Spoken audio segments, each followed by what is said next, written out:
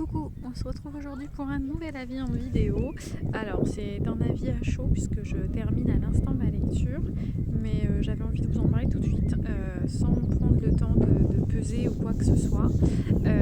Donc j'ai découvert le nouveau titre de Karine Adler et de Loïs Mess à paraître vendredi chez Kiro Édition. Ce titre c'est Éveille-moi, c'est un nouveau, donc un 4 mains. C'est un spin-off finalement qu'on avait pu découvrir, c'est un spin-off d'Écris-moi, où on avait pu découvrir l'histoire de Kieran et Hailey, une histoire torturée parce que Kieran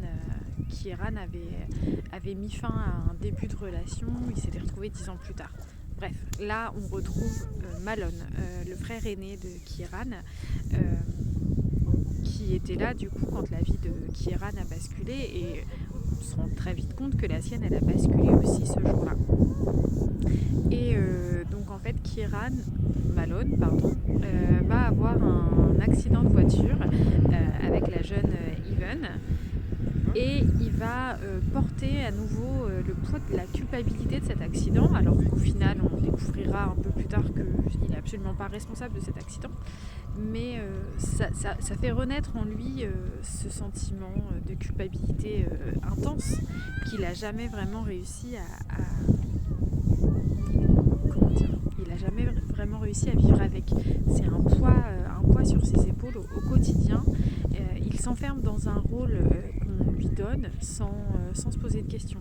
C'est-à-dire qu'aujourd'hui, il est architecte parce qu'on lui a donné on lui a fait comprendre que c'était la place qui lui revenait dans l'entreprise familiale. Donc c'est une place qu'il prend sans chercher à réfléchir, à faire autre chose, à savoir ce qu'il aime faire finalement.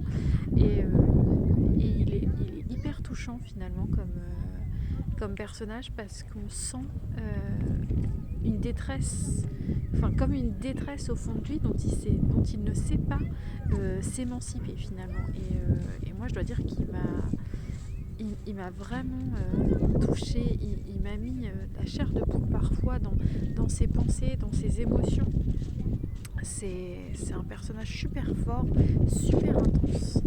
Et à côté de lui, on a la jeune Even. Even, lors de son accident de voiture, elle va perdre quelque chose d'important qu'elle savait. En fait, on lui a pas laissé le choix de savoir si elle était prête, si elle voulait. La vie fait un choix pour elle, un choix qu'elle a du mal à assumer finalement. Elle le vit assez mal, mais elle n'en parle pas à personne. Elle est vraiment, elle porte ce poids-là sur ses épaules, elle aussi, et elle s'accroche à Malone. Elle a un vrai coup de cœur pour lui, malgré le fait qu'elle voit qu'il est, elle ressent qu'il freine des 4 fers pour pas s'attacher à elle, mais elle a cette envie, ce besoin presque d'aller vers lui, parce que c'est ce qu'elle ressent au plus profond d'elle-même. C'est une jeune femme pareille, ses parents l'ont un peu mis dans une cage dorée, ils lui laissent rien faire, ils prennent toutes les décisions pour elle. Elle sait pas qui elle est, elle sait pas ce qu'elle veut être non plus. Et en fait, au contact de Malone, elle va prendre il va lui apprendre en fait à s'émanciper, à s'affirmer finalement, à savoir ce qu'elle veut être, ce qu'elle ne veut pas être. Je suis désolée, j'ai les cheveux blancs. Donc non, c'est une lecture encore une fois d'une intensité incroyable. J'avais les larmes aux yeux sur certains passages. À chaque page, j'avais de nouveau les larmes aux yeux. C'est vraiment bouleversant comme histoire, parce que on sent la détresse des personnages pour retrouver leur vie presque. Et c'est hyper touchant. Je suis toujours fascinée par l'écriture de Loïs et Karine. Je l'ai déjà dit plusieurs fois, pour moi c'est des gymnastes, mais c'est tellement vrai. C'est-à-dire qu'elles peuvent nous écrire des romans, on pleure de rire, mais à vraiment à pleurer à chaudes larmes de rire, quoi, parce que vraiment c'est drôle. Et là c'est c'est poignant, j'ai les larmes aux yeux. Alors vous voyez pas parce qu'il qu'il y a du soleil et que j'ai des lunettes du coup.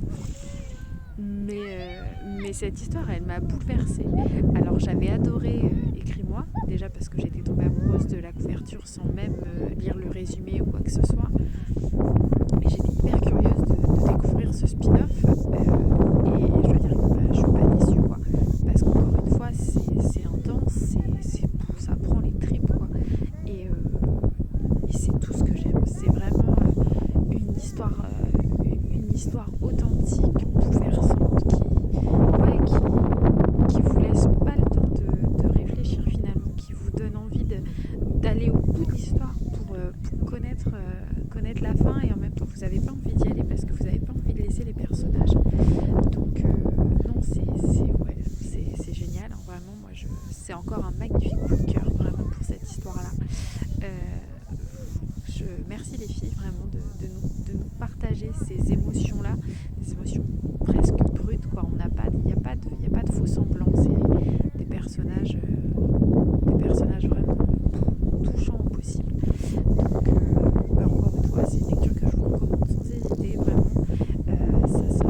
Ça sort le 19 si je ne me trompe pas. Ce sera dispo donc chez Kiro en brochet, en relié, en numérique aussi. Donc n'hésitez pas à foncer, encore une fois, c'est magnifique. Je vous invite, si jamais ça vous intéresse, à quand même lire Écris-moi, qui est aussi chouette et qui vous permettra de comprendre l'histoire de Malone quand même.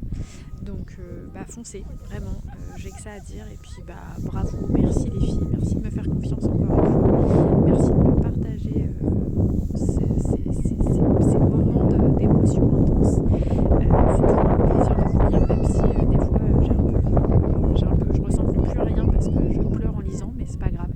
Merci pour tout ça en tout cas.